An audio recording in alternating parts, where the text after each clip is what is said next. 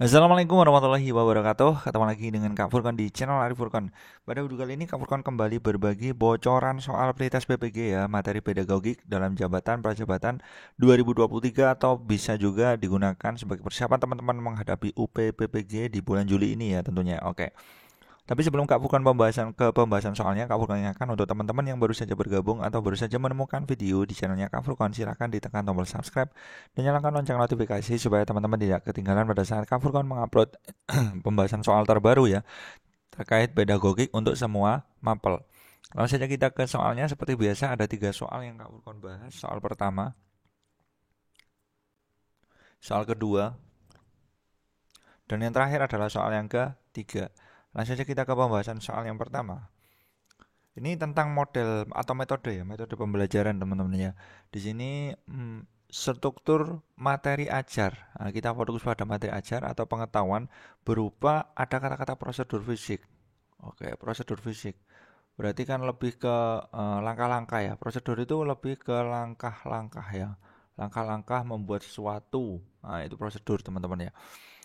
Idealnya dapat disampaikan oleh guru dalam pembelajaran melalui metode apa? Oke, metodenya ya teman-teman ya. Kalau prosedur lebih ke karena dia langkah-langkahnya harus menjelaskan secara langsung kan teman-teman ya. Misalkan saat apa harus dijelaskan secara langsung. Kalau nggak langsung itu tidak bisa teman-teman ya. Jadi lebih ke kalau secara langsung bisa eksperimen juga bisa ya. Tapi eksperimen ini kurang sesuai ya kan.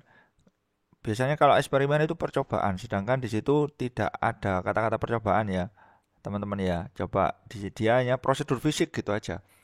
Nah, idealnya dapat disampaikan oleh guru melalui pembelajaran adalah demonstrasi. Jawaban yang paling tepat.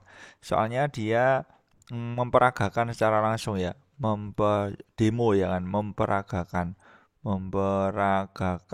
secara langsung. Makanya lebih ke demonstrasi teman-teman ya.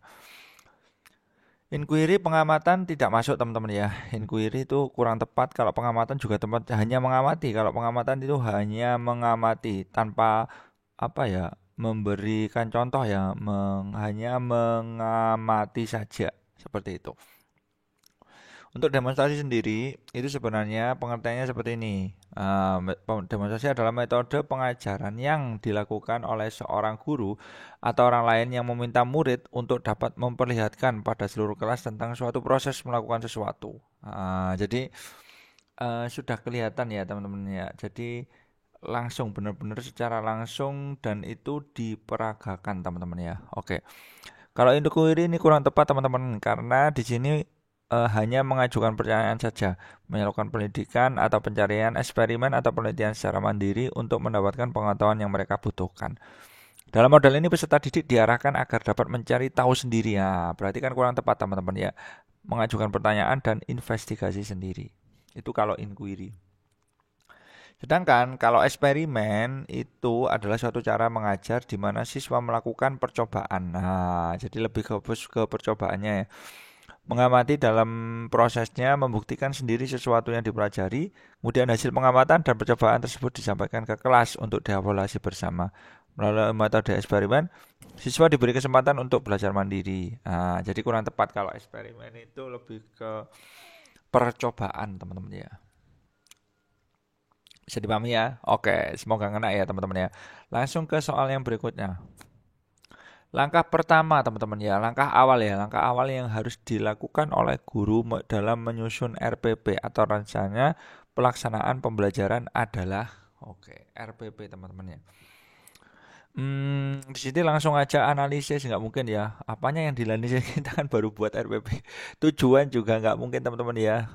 Tujuannya kita apa belum ya. Jadi tujuan itu pertengahan ya teman-teman ya. Ini analisis juga nggak mungkin. Jadi apa kalau kita katakanlah apa jarang baca ya RPP itu apa? Nah di sini kalau kita menggunakan ilmu tepis analisis itu tidak mungkin. Berarti yang paling mungkin bisa tujuan bisa merumuskan indikator antara dua ini. Nah tujuan sama indikator yang paling dulu yang mana? Yang paling dulu itu adalah indikator dulu baru tujuan. Karena tujuan ini berdasarkan indikator, ya nggak teman-teman ya. Tujuan itu disusun berdasar dari indikator. Indikatornya apa? Katakanlah indikatornya apa, teorema Pitagoras. Tujuannya adalah siswa dapat seperti itu teman-teman ya. Jadi kalau tahu-tahu tujuan ya nggak mungkin ya kan, kalau indikatornya dulu. Jadi di sini Bapak Ibu guru bisa lihat apa sebenarnya kompetensi ya. Ini langkah-langkah menyusun RPP. Yang pertama itu adalah mengkaji silabus tematiknya. Oke, silabus ya kan. Silabus itu, nah ini kompetensi inti. KD, materi pelajaran, proses pelajaran, penilaian pelajaran, alokasi sumber belajar. Nah, teman-teman bisa lihat yang pertama pasti merumuskan indikator. Nah, ini langkah yang pertama teman-teman ya. Kemudian mengembangkan materi pembelajaran. Oke, materi pembelajaran dapat berasal dari buku teks, bisa, atau buku panduan dari guru. Dapat pula dari sumber belajar lain berupa muatan lokal, materi kekinian, konteks pembelajaran ini di lingkungan sekitar yang dikelompokkan menjadi materi untuk pembelajaran reguler. Kemudian langkah selanjutnya adalah menjabarkan kegiatan pembelajaran. Ini mengembangkan tadi ya. Ada mengembangkan materi pembelajaran, menjabarkan. Menjabarkan kegiatan pembelajaran itu ada pada silabus dalam bentuk yang lebih operasional ke dalam kegiatan pendahuluan, inti, dan penutup. Dengan pendekatan saintifik, kegiatan ini disesuaikan dengan kondisi siswa dan satuan pendidikan, termasuk penggunaan media, alat bahan, dan sumber belajar. Kemudian menganalisis waktu. Menentukan alokasi waktu untuk setiap pertemuan berdasarkan alokasi waktu pada silabus. Dilanjutkan dengan pembagian ke dalam kegiatan pendahuluan inti dan penutup. Seperti itu Bapak Ibu Guru ya. Kemudian ada remedial. Nah, remedial ini akhir-akhir teman-teman ya. Ini setelah dilakukan penilaian, kemudian alat dan bahan. Seperti itu. Berarti jawaban yang paling tepat itu adalah merumuskan indikatornya dulu, capaian kompetensi dasar. Nah, baru nanti yang lain-lainnya menyusul. Lanjut ke kita soal yang terakhir Bapak Ibu Guru ya. Oke, ini gampang teman-teman ya. Struktur materi pembelajaran yang paling sesuai untuk dikembangkan berdasarkan tujuan pembelajaran melalui demonstrasi. Siswa mampu menjelaskan cara membuat model kelinci menggunakan teknik origami dan jangan cerpat. Oke, ini ada kata-kata demonstrasi ya, kata kuncinya demonstrasi. Oke, kata kuncinya cuma ini. Jadi kalau demonstrasi tadi kan benar-benar berperaga secara langsung baik guru maupun siswanya ya kan. Ini langkah ini itu apa? Disertai kalau di sini ada langkah-langkah kan ya, membuat origami ya kan, ada langkah-langkah. Berarti nanti yang paling tepat itu adalah prosedur. Fakta ini nggak mungkin teman-teman ya. Konsep juga nggak mungkin. Prinsip juga nggak mungkin. Jadi yang langkah yang apa, metode yang paling tepat kalau ada kata-kata langkah-langkah seperti ini itu adalah prosedur teman-teman ya. Jadi ada demonstrasinya ya kan, ada katakanlah diperagakan, itu pasti metode yang paling tepat itu adalah menggunakan prosedur. Oke.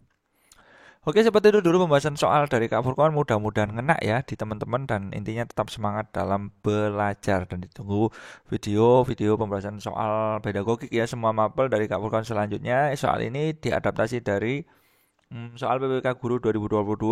Kemudian ada beberapa modif sedikit ya, dan soal UP tentunya pasti Kak Furkon selipkan di pembahasan-pembahasan di channelnya Kak Furkon. Tetap semangat dalam belajar dan tetaplah bersiap diri ya menghadapi UP ataupun Prioritas PPG tahun ini. Semoga dilancarkan dan tetap bersiap diri, karena persiapan itu adalah separuh dari perjuangan. Salam semangat terus dari Kak Furkon. Wassalamualaikum warahmatullahi wabarakatuh.